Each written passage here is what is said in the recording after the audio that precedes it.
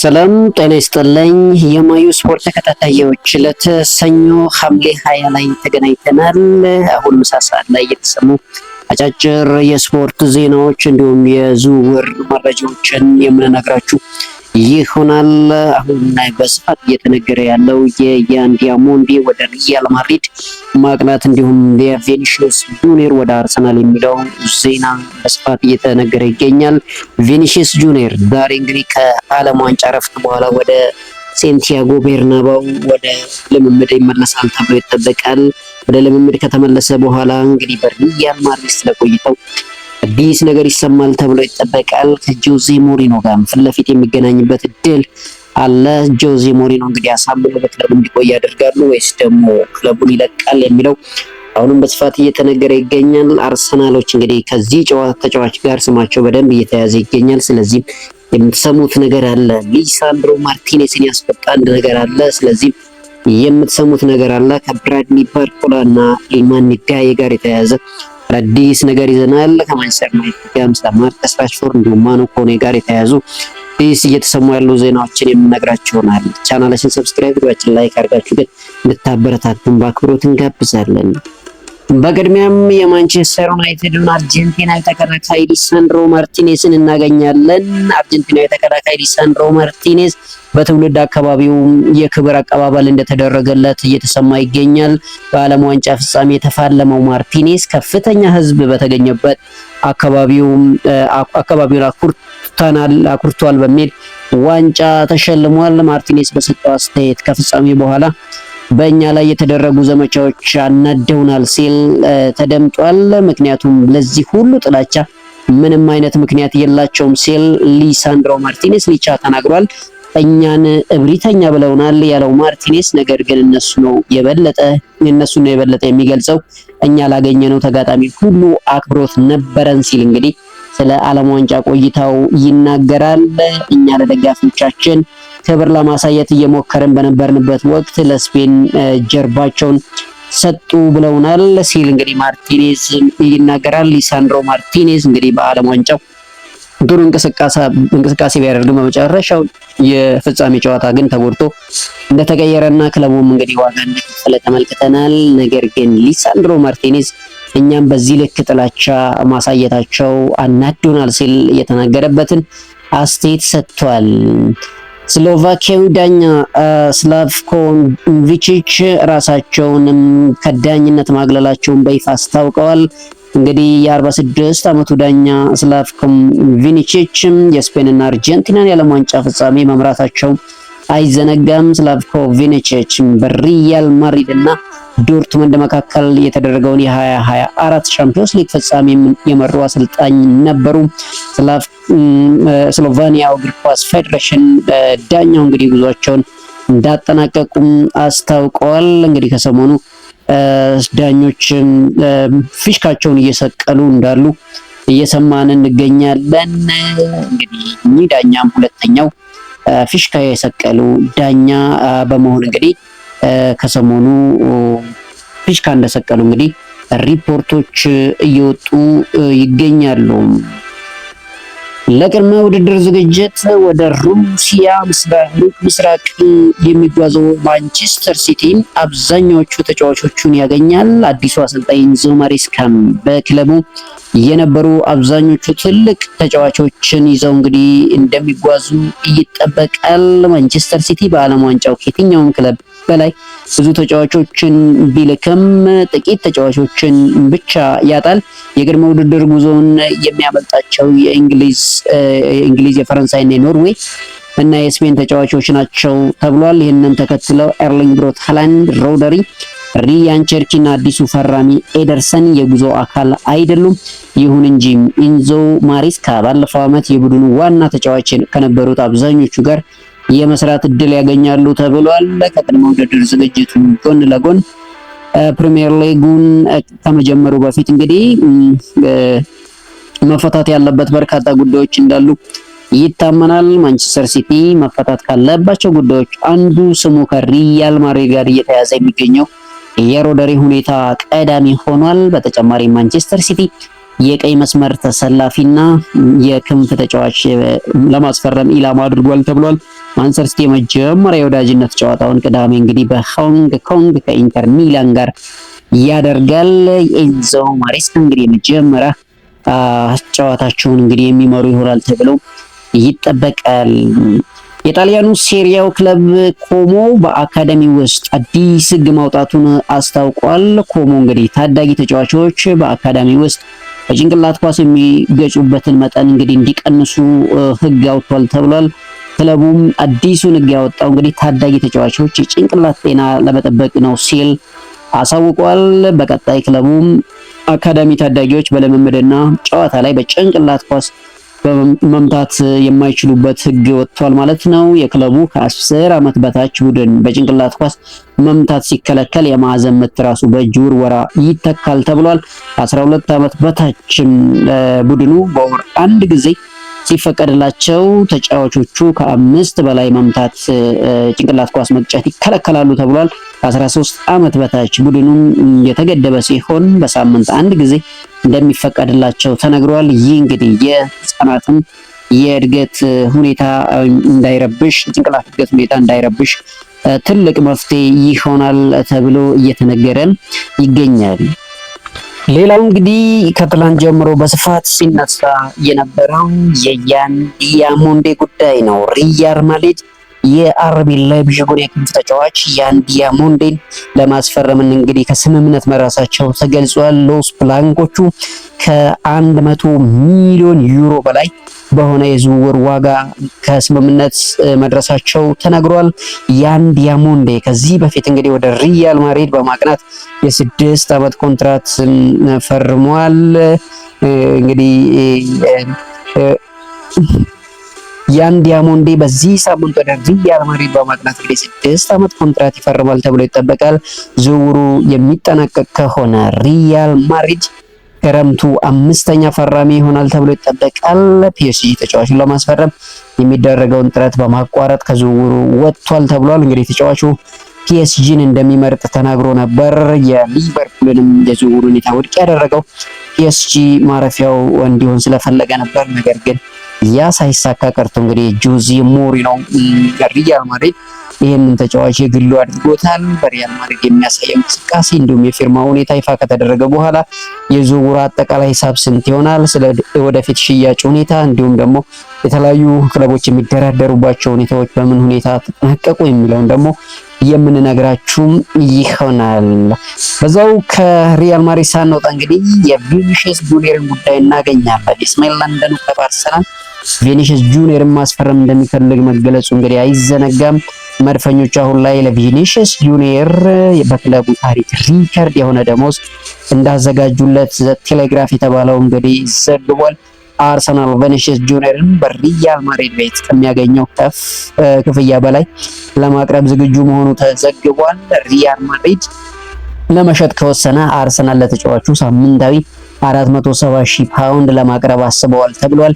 በዚህ ዝውውር ዙሪያ በአርሰናል በኩል የፋይናንስ ጉዳይ መሰናክል እንደማይሆን ነው እየተዘገበ የሚገኘው። በሌላ በኩል ሪያል ማድሪድ ቪኒሺየስን ለመሸጥ ከወሰነ እስከ 150 እስከ 160 ሚሊዮን ዩሮ ሊጠይቅ እንደሚችል የስፔን ጋዜጠኞች እያሳስነበቡ ይገኛሉ። ቪኒሺየስ ጁኒየር እንግዲህ ከዓለም ዋንጫ እረፍት በኋላ ወደ ሪያል ማድሪድ ዛሬ አሊያም ነገ ይመለሳል ተብሏል። ከጆዜ ሞሪኖ እና ፍሎሬንቲኖ ፔሬስ እንግዲህ ምን ይጠብቀዋል የሚለው በጉጉት የሚጠበቀው ጉዳይ ነው። 12 ወራት ብቻ በሪያል ማድሪድ የሚቀረው ቪኒሺየስ ጁኒየር ከኪሊያን ምባፔ ጥላ መውጣት ይፈልጋል።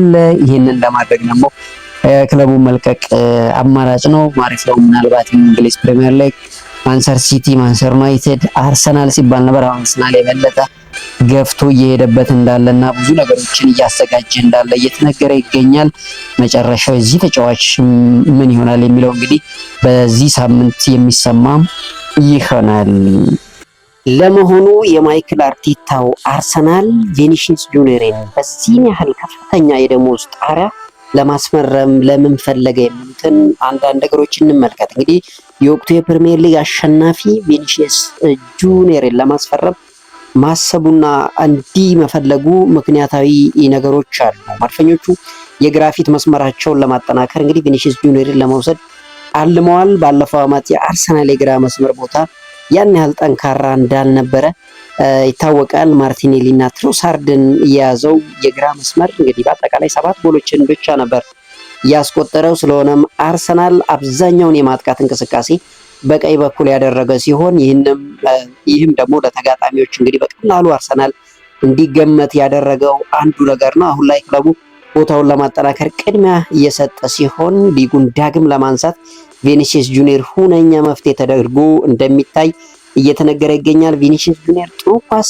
አታሎ የማለፍ ኳስ የመቆጣጠር እና እንግዲህ አክሮ የመምታት ክህሎቱ የትኛውም ተጫዋች የተሻለ እንደሆነ ይታወቃል። ባለፈው የውድድር ዘመን በላሊጋው ከቪኒሲየስ ጁኒየር በላይ እንግዲህ ኳስ አታሎ ለማለፍ የሞከሩ ተጫዋቾች 3 ብቻ ናቸው። እንግዲህ በዓለም ላይ እንደ ቪኒሲየስ ጎል የማስቆጠር እና አመቻችቶ የማቀበል ስጋት መፍጠር የሚችል የክንፍ ተሰላፊ እንግዲህ ጥቂት እንደሆኑ ቁጥሮችም ያሳያሉ። ቪኒሲየስ በጠባብ ክፍተት ግብ ማስቆጠር የሚችል እንዲሁም ጥሩ የማግባት እድል ላለው ተጫዋች ኳስ ለማቀበል የማይቸገር ተጫዋች እንደሆነ ይታወቃል። ማይክል አርቴታ ቪኒሲየስን እንዲወዱ ካደረጓቸው እንግዲህ ብዙ ምክንያቶች ቢኖሩም አርሰናል በሱ የሚፈቱለት ታክቲካል ችግሮችም ይኖራሉ ተብሎ ይታመናል። አርሰናል ከሚያጠቃ ቡድን ጋር ሲጫወት ቪኒሲየስ በፈጣን መልሶ የማጥቃት የሚፈጠረውን ስጋት እንግዲህ በመፍራት ተጋጣሚዎች ሁሉም ተጫዋቾች ወደፊት ነቅለው እንዳይወጡ ያደርጋቸዋል። ይህ ደግሞ እንግዲህ አርሰናል እንዳይጠቃ ያግዘዋል ማለት ነው። ከመጨረሻ ተከላካይ ስር የማይጠፋው ቪኒሲየስ ኳስ ሲጣልለት እንግዲህ ተከላካዮችን በፍጥነት በማለፍ ጨዋታውን በሚፈልገው መልኩ መቀየር ይችላል። አርሰናል ተጫዋች የሚያመጣ ከሆነ ፕሪሚየር ሊጉን መድገም ብቻ ሳይሆን በአውሮፓ ቻምፒዮንስ ሊግ ያጣውን ዋንጫም እንደሚያመጣለት ይታመናል። ለዚህም እና ለተለያዩ ምክንያቶች አርሰናል ከፍተኛ ደሞዝ ከፍሎ ይህንን ተጫዋች እንግዲህ ለማምጣት የሚፈልግበት ትልቁ ምክንያት እንደሆነ ቁጥሮች ያሳያሉ። የቸልሲ የፊት መስመር ተሰላፊ ጄሚ ጊተንስ በቀጣይ ውድድር ዘመን ዋንጫ ማሸነፍ እንደሚፈልግ ገልጿል። ጄሚ ጊተንስ በንግግሩም ሁሉንም ዋንጫዎች ማሸነፍ እንፈልጋለን ማችን እሱ ነው ሲል ተናግሯል። ፕሪሚየር ሊጉን እና ኤፍኤ ካፑን እንዲሁም የምንሳተፈባቸውን ዋንጫ ሁሉ ማሸነፍ እንፈልጋለን ሲል ጨምሮ ተናግሯል። የቸልሲ ወጣት ተጫዋች እንግዲህ ባለፈው ዓመትም በጉዳት እንዲሁም ደግሞ ባለመሰለፍ ብዙ ጨዋታዎች ላይ ሲሳተፍ አልተመለከትነውም። ጄሚ ጊተንስ አሁን ለዚህ ዓመት እንግዲህ ዝግጅት ላይ እንዳለና በዣቪ አሎንሶ ስር እንግዲህ ጥሩ እንቅስቃሴ ያደርጋል ተብሎ ከሚጠበቁ ወጣት ተጫዋች አንዱ ነው። እሱም እንግዲህ ቀደም ብሎ አስተያየቱን ከወዲሁ ለሁሉም ዋንጫዎች እንፎካከራለን ሲል ሰጥቷል። እንግዲህ ተጫዋች የሚያሳየው አቋም በቼልሲ ቤት እንግዲህ የሚጠበቀው ጉዳይ ነው። ጣሊያን አሰልጣኝ አንድሪያ ፒርሎን ለመሾም ያደረገችው ጥረት እክል እንደገጠመው ትላንትና ገልጸንላችሁ ነበር። አሁን ላይ የጣሊያን እግር ኳስ ፌዴሬሽን ስፖርቲንግ ዳይሬክተር ፓውሎ ማልዲኒ ስራዬን እለቃለሁ ማለታቸው ተነግሯል። ፓውሎ ማልዲኒ የፌዴሬሽኑ ፕሬዝዳንት አንድሪያ ፒርሎን ሹመት ካላጸደቀ ከኃላፊነት እንደሚለቁ ተናግረዋል። ፓውሎ ማልዲኒ በስፖርቲንግ ዳይሬክተር ከተሾሙ እንግዲህ ገና 17 ቀናቸው ነው። የጣሊያን ፖለቲከኞች ፒርሎ ከሩሲያ ተቋም ጋር ባላቸው ግንኙነት ምክንያት በኃላፊነት እንዳይሾም ፌዴሬሽኑ ላይ ጫና አሳድረዋል። አንድሪያ ፒርሎ ማይሾም ሊሆን ደግሞ እኔም ስራዬን እለቃለሁ ሲል እንግዲህ ፓውሎ ማልዲኒ ሀሳቡን ሰጥቷል። ይህ ውዝግብ ፍጻሜው ምን ይሆናል የሚለውን እንግዲህ ከስር ከስሩ እንግዲህ የምናደርሳችሁ ይሆናል። ወደ ሌላ የተሰሙ የዝውውር ዜናዎች ስናልፍ ኢልማን ኒዳይ እናገኛለን። የኤቨርተኑን ኢልማን ኒዳይ እንግዲህ አልሂላል ለማዘዋወር እንግዲህ ንግግር መጀመሩ ተነግሯል። ኢልማን ኒዳይ ማንቸስተር ዩናይትድ የሚፈልገው እንዲሁም አስቶን ቪላም የሚፈልገው ተጫዋች መሆኑን እናውቃለን። ነገር ግን ኢልማን ኒዳይ ወደ ማንቸስተር ዩናይትድ እንዳይመጣ ትልቁ እንቅፋት ማርከስ ራሽፎርድ በክለቡ መገኘቱ መሆኑ ይታወሳል። ኢልማን ኒዳይ አሁን እንግዲህ ወደ ሳውዲ አረቢያው ፕሮሊግ አልሂላል ለማምራት ከኤቨርተን ጋር እንግዲህ ክለቡ ንግግር ማድረጉ ተሰምቷል። ይህ ተጫዋች በጣም ምርጥ ተጫዋች እንደሆነ ይታወቃል። በድሪብሊንጉ የሚታወቀው ኢልማን ኒዳይ አሁን ምናልባትም ወደ አልሂላል የሚያመራበት አጋጣሚ እንዳለ እየተነገረ ይገኛል። ማንቸስተር ዩናይትድ እንግዲህ ማርከስ ራሽፎርድን በክለቡ መቆየቱ እየተረጋገጠ ያለ ይመስላል። ነገር ግን አሁን እየተሰሙ ባሉ ዜናዎችም ሮማዎች ምናልባትም የማኑ ኮኔ ዝውውርን በተመለከተ እንግዲህ ማንቸስተር ዩናይትድ ወደ ሮማ አምርቶ ማኑ ኮኔ ደግሞ ወደ ማንቸስተር ዩናይትድ የሚመጣበት የዝውውር አካል እንዲሆን ይፈልጋሉ ተብሏል። ትንሽ ገንዘብ ተጨምሮላቸው ማንቸስተር ዩናይትድን ማርከስ ራሽፎርድ መውሰድ ይፈልጋሉ እየተባለ ይገኛል። ሮማዎች ማንቸስተር ዩናይትድ ማኑ ኮኔ እንዳይፈልግ ይታወቃል። ነገር ግን ማንቸስተር ዩናይትድ ይህንን ተጫዋች ወደዛ አሳልፎ እንዳይ ትልቁ እንቅፋት እንግዲህ ደሞዙ እንደሆነ ይታወቃል። ሮማዎች ይህን ከፍተኛ ደሞዝ ለማርከስ ራሽፎርድ ይከፍላሉ ተብሎ አይጠበቅም። እንግዲህ ያም ሆነ ማንቸስተር ዩናይትድ ኢልማን ኒዳይን እንዳያመጣ ትልቁ ምክንያት ይህ ተጫዋች መሆኑ ይታወቃል። ክሪስቶፈር ሰመርቪል በራሱ ማንቸስተር ዩናይትድ እየፈለገ እንግዲህ በዚህ ተጫዋች ምክንያት ወደ ማንቸስተር ዩናይትድ እንዳልመጣ ይታወቃል። አሁንም ኢልማን ኒዳይ እንግዲህ ወደ አልሂላል ሊያመራ ይችላል እየተባለ ይገኛል። ሊቨርፑል እንግዲህ ወደ ሊቨርፑል የሚለው ዝውውር የበለጠ እየተነከረ መጥቷል። ሊቨርፑሎች የፓሪስ ጀርመኑን ብራድሊ ባርኮላን ለማምጣት እየሰሩ ይገኛሉ። ብራድሊ ባርኮላ በፒኤስጂ ቤት 145 ሚሊዮን ፓውንድ ተጥሎበታል።